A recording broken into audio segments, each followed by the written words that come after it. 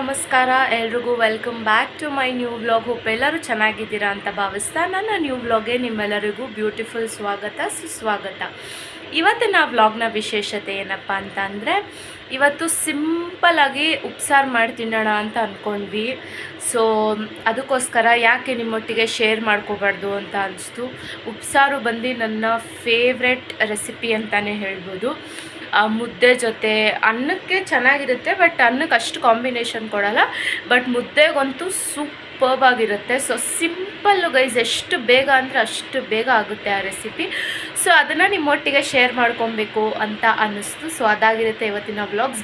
ಬೇಗ ಇನ್ಸ್ಟೆಂಟಾಗಿ ಒಂದು half an ಅವರಲ್ಲಿ ಆಗೋಗ್ಬಿಡುತ್ತೆ ಈ ಸಾರು. ಟಕ್ಕಂತ ಅರ್ಜೆಂಟಾಗಿ ಮಾಡ್ಕೊಂಡು ತಿನ್ಬೋದು. ಟೇಸ್ಟ್ ಕೂಡ ಸಖತ್ತಾಗಿರುತ್ತೆ. ನಾಟಿ ಸ್ಟೈಲು ಫುಲ್ ಹೆಂಗಿರುತ್ತೆ ಅಂತ ನಿಜ ಹೇಳೋಕ್ಕಾಗಲ್ಲ. ಈ ವಿಡಿಯೋ ನೋಡೋರು, ಮಾಡೋರು, ಮಾಡದೇ ಇರೋರು, ಉಪ್ಸಾರು ಅಂತ ಗೊತ್ತಿಲ್ಲದೆ ಇರೋರು ಕೆಲವ್ರು ಇರ್ತೀರ. ಸೊ ಮಾಡಿ ಟ್ರೈ ಮಾಡಿ ತಿಂದು ನೋಡಿ, ತುಂಬ ಚೆನ್ನಾಗಿರುತ್ತೆ. ಇದು ನಮ್ಮಮ್ಮ ಇದ್ದವಾಗಿಂದ ನಮ್ಮಮ್ಮ ರೂಢಿ ಮಾಡಿಸಿದ್ರು ನನಗೆ ಸಿಕ್ಕಾಬಿಟ್ಟೆ ಇಷ್ಟ ಆಯಿತು. ಇತ್ತೀಚೆಗೆ ನಾವು ಮಾಡಿಕೊಂಡು ತಿಂತೀವಿ ಮನೆಯಲ್ಲಿ. ಸೊ ಅದು ಹೇಗೆ ಮಾಡೋದು ಅಂತ ನಾನಿವತ್ತು ಹುಳ್ಳಿಕಾಳು ಉಪ್ಸಾರು ಮಾಡ್ತಿದ್ದೀನಿ. ಉಪ್ಸಾರಲ್ಲಿ ಎಷ್ಟು ಥರ ಉಪ್ಸಾರು ಇರುತ್ತೆ. ಅಂದರೆ ತರಕಾರಿ ಹಾಕಿ ಉಪ್ಸಾರು ಮಾಡ್ತಾರೆ. ಹೀರೆಕಾಯಿ ಆಗಿರ್ಬೋದು, ಬೀನ್ಸು, ಬೇಳೆ ಇದೆಲ್ಲ ಹಾಕಿ ಕೂಡ ಮಾಡ್ತಾರೆ. ಮತ್ತು ಇದು ಏನಂತಾರೆ, ಅದು ಸೊಪ್ಪು ಹಾಕಿ ಮಾಡ್ತಾರೆ. ನಿಮ್ಮ ಹತ್ರ ಬರೀ ಕಡಲೆಕಾಳಿದ್ರು ಹುರಿದಾಕ್ಬಿಟ್ಟು ಮಾಡ್ತಾರೆ ಗೈಸ್, ಓಕೆನಾ. ಸೊ ನಾನಿವತ್ತು ಹುಳ್ಳಿಕಾಳಲ್ಲಿ ಮಾಡ್ತಿದ್ದೀನಿ, ಓಕೆನಾ. ಸಿಂಪಲಾಗಿ ಅದೇ ಇತ್ತು ನಮ್ಮ ಮನೇಲಿ. ಸೊ ಹುಳ್ಳಿಕಾಳಲ್ಲಿ ಮಾಡೋಣ ಅಂದ್ಬಿಟ್ಟು ನಾನು ಅದರಲ್ಲಿ ಮಾಡ್ತಿದ್ದೀನಿ. ತಡ ಮಾಡೋದು ಯಾಕೆ, ಬನ್ನಿ ಹೋಗೋಣ. ಇಲ್ಲಿ ನಮ್ಮ ಮನೆ ಮುಂದೆ bore sound guys. So yes, bore ಸೌಂಡ್ನ ಒಂಚೂರು ಇಗ್ನೋರ್ ಮಾಡ್ಕೊಳ್ಳಿ.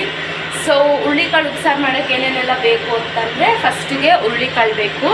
ಹುಳ್ಳಿಕಾಳನ್ನ ನೀಟಾಗಿ ಕಲ್ಲಿಲ್ದಿರಂಗೆ ಹಾಯ್ಕೊಂಡು ನೀಟಾಗಿ ಇಟ್ಕೊಳ್ಳಿ. ಅದ್ರ ಜೊತೆ ಇನ್ನೇನೇನು ಬೇಕು ಅಂತಂದರೆ, ಬೇಯೋಕ್ಕೆ 2 ಟೊಮ್ಯಾಟೊ ಮತ್ತು 4 ಹಸಿಮೆಣಸಿನ್ಕಾಯಿ, ಆಮೇಲೆ ಕೊತ್ತಂಬರಿ ಸೊಪ್ಪು. ಇವನ್ನೆಲ್ಲ ಕುಕ್ಕರ್ಗೆ ನೀರು ಹಾಕಿಬಿಟ್ಟು ಹುಳ್ಳಿಕಾಳು, ಹಸಿಮೆಣಸಿನ್ಕಾಯಿ, ಟೊಮ್ಯಾಟೊ, ಕೊತ್ತಂಬರಿ ಇದು 4 ಒಂದು 6ರಿಂದ 7 ವಿಸಿಲ್ ಬಿಡಿ. ಏನಕ್ಕಂದರೆ ಹುಳ್ಳಿಕಾಳು ಸ್ವಲ್ಪ ಗಟ್ಟಿ ಇರುತ್ತಲ್ಲ, ಬೇಯಬೇಕದು, ಅದಕ್ಕೋಸ್ಕರ. ಅದು ಬೇಯಿಸ್ಬಿಟ್ಟು ಆಮೇಲೆ ಏನು ಮಾಡ್ತೀನಿ ಅಂತ ಸಿಗ್ತೀನಿ. ಸೊ ಎಸ್, ಆಗಲೇ ಹೇಳ್ದಂಗೆ ಉಪ್ಸಾರು ಮಾಡೋಕ್ಕೆ ಏನೇನೆಲ್ಲ ಹಾಕಬೇಕು ಅಂತಂದರೆ, ಒಂದು ಕುಕ್ಕರ್ನ ಇಟ್ಕೊಂಡು ಈ ರೀತಿ ನೋಡಿ ನೀರು. ಉಪ್ಸಾರಿಗೆ ಇನ್ನೊಂದು ಏನಂದರೆ ಗೈಸ್, ಈ ಹುಳ್ಳಿಕಾಳು ಉಪ್ಸಾರೆ ಅಂತಲ್ಲ, ಉಪ್ಸಾರು ಮಾಡುವಾಗ ಒಂದು ಯೂಶ್ವಲ್ ಟಿಪ್, ರೆಗ್ಯುಲರ್ ಟಿಪ್ ಅಂದರೆ ನೀರು ಸ್ವಲ್ಪ ಕಡಿಮೆ ಇರಬೇಕು. ಉಪ್ಸಾರು ಕಡಿಮೆ ಮಾಡಿದಷ್ಟು ಟೇಸ್ಟ್ ಚೆನ್ನಾಗಿ ಬರುತ್ತೆ ಅಂತ ಹೇಳ್ತಾರೆ ರೆಗ್ಯುಲರಾಗಿ ಮಾಡೋರು, ಅಥವಾ ಅಡುಗೆಯಲ್ಲಿ ಟಾಪ್ ಮೋಸ್ಟ್ ಸೀನಿಯರ್ಸು ಎಲ್ಲ ಆ ಥರ ಹೇಳೋದನ್ನು ಕೇಳಿದ್ದೀನಿ. ಸೊ ನಿಮಗೂ ಅದನ್ನೇ ಹೇಳ್ತಿದ್ದೀನಿ. ಸೊ ಅದು ನಿಜ ಕೂಡ ಅನಿಸುತ್ತೆ, ಯಾಕಂದರೆ ನೀವು ಜಾಸ್ತಿ ನೀರು ಹಾಕಿ ಮಾಡಿದ್ರೆ ಅದು ಟೇಸ್ಟೇ ಬರೋಲ್ಲ. ಸ್ವಲ್ಪನೇ ಇದ್ದರೂ, ಒಂದು ಸೌಟ್ ಸಾಂಬಾರಿದ್ರೂ ಒಳ್ಳೆಯದೇ. ಸೊ ಇವಾಗ ನೋಡ್ತಿರ್ಬೋದು, ನೀರಿಗೆ ನಾನು ಏನು ಹಾಕಿದ್ದೀನಿ ಅಂದರೆ, ಹಸಿಮೆಣಸಿನ್ಕಾಯಿ, ಕೊತ್ತಂಬರಿ ಸೊಪ್ಪು, ಟೊಮ್ಯಾಟೊ ಮತ್ತು ಹುಳ್ಳಿಕಾಳನ್ನ ಹಾಕಿದ್ದೀನಿ. ನೀರು ನೋಡಿ, ನಾನು ಕುಕ್ಕರ್ ಇಷ್ಟು ದೊಡ್ಡದು ಇಕ್ಕಿದ್ದೀನಿ, ಬಟ್ ಅದ್ರ ಸ್ವಲ್ಪ ಕ್ವಾಂಟಿಟಿ ಆಫ್ ವಾಟರೇ ಇಕ್ಕಿದ್ದೀನಿ ನಿಮ್ಗೆ, ಅದಕ್ಕೆ ತುಂಬ ಸರಿ ತೋರಿಸ್ತಿದ್ದೀನಿ. ಅದೊಂದು ಚೂರು ನೋಡ್ಕೊಳ್ಳಿ. ಅದಾದಮೇಲೆ ಒಂದು ಮಿಕ್ಸಿ ಜಾರ್ಗೆ ಹುಳ್ಳಿಕಾಳು ಬೆಂದ ಮೇಲೆ ಬೇಯಿಸಿರೋಂಥ ಸ್ವಲ್ಪ ಹುಳ್ಳಿಕಾಳು ಏನಿದೆ, ಅಥವಾ ಕೊತ್ತಂಬರಿ ಸೊಪ್ಪು, ಅದನ್ನೆಲ್ಲ ಹಾಕ್ಕೊತಿದ್ದೀನಿ ಇವಾಗ ನೀವು ನೋಡ್ತಿರೋ ಹಾಗೆ. ಮತ್ತು ಏನು ಹಾಕ್ಕೊತಿದ್ದೀನಿ ಅಂದರೆ, ಒಂದು ಬೆಳ್ಳುಳ್ಳಿನ ಆಲ್ರೆಡಿ ಬಿಡಿಸಿಟ್ಕೊಂಡಿದ್ದೆ. ಸೊ ಬೆಳ್ಳುಳ್ಳಿನ ಆ್ಯಡ್ ಮಾಡ್ಕೊತೀನಿ. ಅದಾದಮೇಲೆ ಒಂಚೂರು ಕರ್ಬೇವಿನ ಸೊಪ್ಪು ಒಗ್ಗರಣೆಗೆ ಅಂತ ಇಟ್ಕೊಂಡಿದ್ದೆ. ಸೊ ಅದನ್ನು ಕೂಡ ಆ್ಯಡ್ ಮಾಡ್ತಿದ್ದೀನಿ. ಆ್ಯಡ್ ಮಾಡಿದ್ರೆ ಏನು ತೊಂದರೆ ಏನಿಲ್ಲ, ಹಸಿ ಎಲಿಮೆಂಟು. ಸೊ ಆಮೇಲೆ ಒಂಚೂರು ಹುಣ್ಸೆಹಣ್ಣು ಹಾಕ್ಕೊತಿದ್ದೀನಿ, ಸ್ವಲ್ಪ ಅದು ಕಾಂಬಿನೇಷನ್ನೇ ಚೆನ್ನಾಗಿರುತ್ತೆ ಅಂದ್ಬಿಟ್ಟು. ಹುಣ್ಸೆಹಣ್ಣ ಹಾಕ್ಕೊಂಡು ನಾನೇ ನೆಕ್ಸ್ಟ್ ಆ್ಯಡ್ ಮಾಡ್ತಿಲ್ಲ, ಅದು ಉಪ್ಸಾರು ಮಾಡೋಕ್ಕೆ ಏನೇನು ಐಟಮ್ಸ್ ಹಾಕಬೇಕು ಅದನ್ನೇ ಹಾಕ್ತಿದ್ದೀನಿ. ಸೊ ಇದೆಲ್ಲ ಹಾಕಿದ್ಮೇಲೆ ಜೀರಿಗೆನ ಒಂಚೂರು ಹಾಕ್ಕೊತಿದ್ದೀನಿ. ಜೀರಿಗೆ ಹಾಕ್ಕೊಂಡ್ಮೇಲೆ ನೆಕ್ಸ್ಟು ಏನು ಹಾಕಬೇಕು ಅಂದರೆ, ಇವಾಗ ಆಲ್ರೆಡಿ ಹೇಳ್ದಂಗೆ ಇದೆಲ್ಲ ಹಾಕಬೇಕು. ಇದೆಲ್ಲ ಆದಮೇಲೆ ಒಂಚೂರು ಕಾಳು ಮೆಣಸು ಹಾಕಬೇಕು.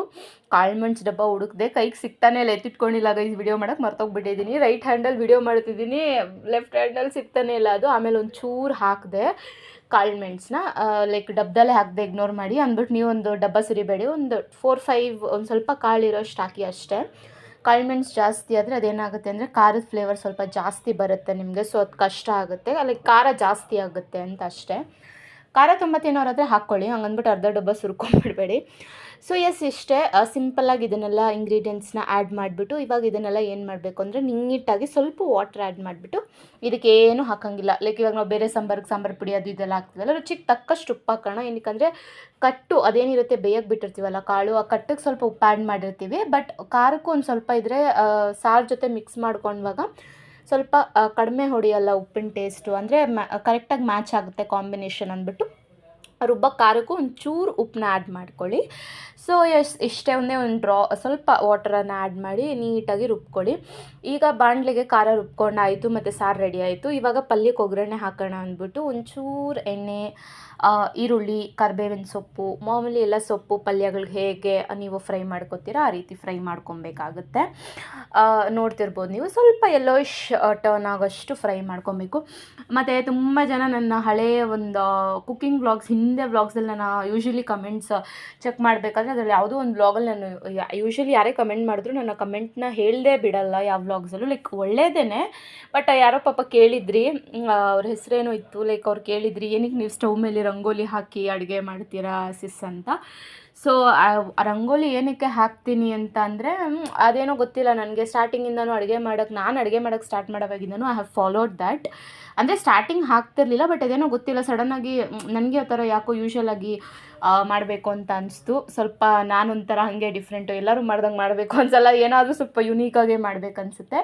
ಬಟ್ ದೆನ್ ಅಂದರೆ ಏನಕ್ಕೆ ಹಾಕ್ತೀನಿ ಅಂದರೆ ಅಡುಗೆ ಅನ್ನೋದು ಅನ್ನಪೂರ್ಣೇಶ್ವರಿ ಸಮಾನ ಅಂತ ಹೇಳ್ತಾರೆ. ಸೊ ಅದಕ್ಕೂ ಒಂದು ಬೊಟ್ಟಿಟ್ಟು ಚಿಕ್ಕದಾಗಿ ರಂಗೋಲಿ ಗ್ಯಾಪ್, ಸ್ಟವ್ ಗ್ಯಾಪ್ ಎಷ್ಟಿರುತ್ತೆ ಅಷ್ಟಕ್ಕೆ ಹಾಕ್ಕೊಂಡು ನನಗೇನು ಕ್ಯೂಟಾಗಿ ಚಂದ ಅನಿಸುತ್ತೆ. ನಾನು ನೈಟು ಇದು ಯೂಶ್ವಲಿ ಯೂಟೆನ್ಸಿಲ್ಸ್ ಅಂದರೆ ಪಾತ್ರೆಗಳೆಲ್ಲ ವಾಶ್ ಮಾಡಿದ ತಕ್ಷಣ ಸ್ಟವ್ ಒರೆಸಿದಾಗ ರೆಗ್ಯುಲರ್ಲಿ ಡೈಲಿ ನಾನು ರಂಗೋಲಿನ ಹಾಕಿಬಿಟ್ಬಿಡ್ತೀನಿ. ಸೊ ಬೆಳಗ್ಗೆ ಸ್ಟಾರ್ಟ್ ಮಾಡೋವಾಗ ನಂಗೆ ದಿವಸ ಹೊಸ ಹೊಸ ರಂಗೋಲಿನೇ ಇರಬೇಕು. ಸೊ ಅದೊಂದು ಪ್ರಾಕ್ಟೀಸ್ನ ನಾನು ನೀಟಾಗಿ ಮಾಡ್ಕೊಂಡಿದ್ದೀನಿ.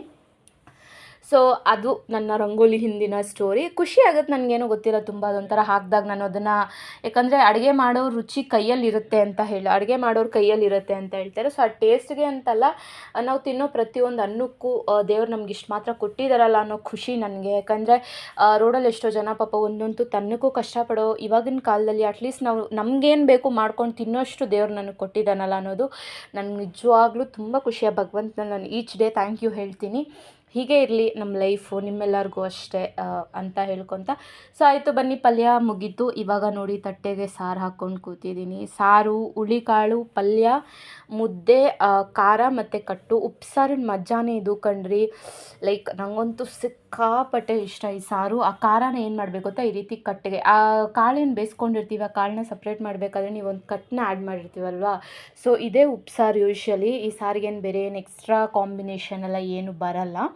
ಸೊ ಈ ರೀತಿ ಈ ಪಲ್ಯ, ಈ ಖಾರ, ಈ ಕಟ್ಟು ಏನಿರುತ್ತೆ ಇದಕ್ಕೆ ರೀತಿ ಬಿಸಿ ಮುದ್ದೆನ ಹಿಂಗೆ ಮಾಡಿಕೊಂಡು, ಕೆಲವ್ರು ತುಪ್ಪ ಹಾಕ್ಕೊಂಡು ತಿಂತಾರೆ. ನನಗೆ ತುಪ್ಪ ಅಂದರೆ ಒಂಚೂರು ಇಷ್ಟ ಇಲ್ಲ, ಸೊ ಅದಕ್ಕೆ ನಾನು ಹಾಕ್ಕೊಳ್ಳಲ್ಲ.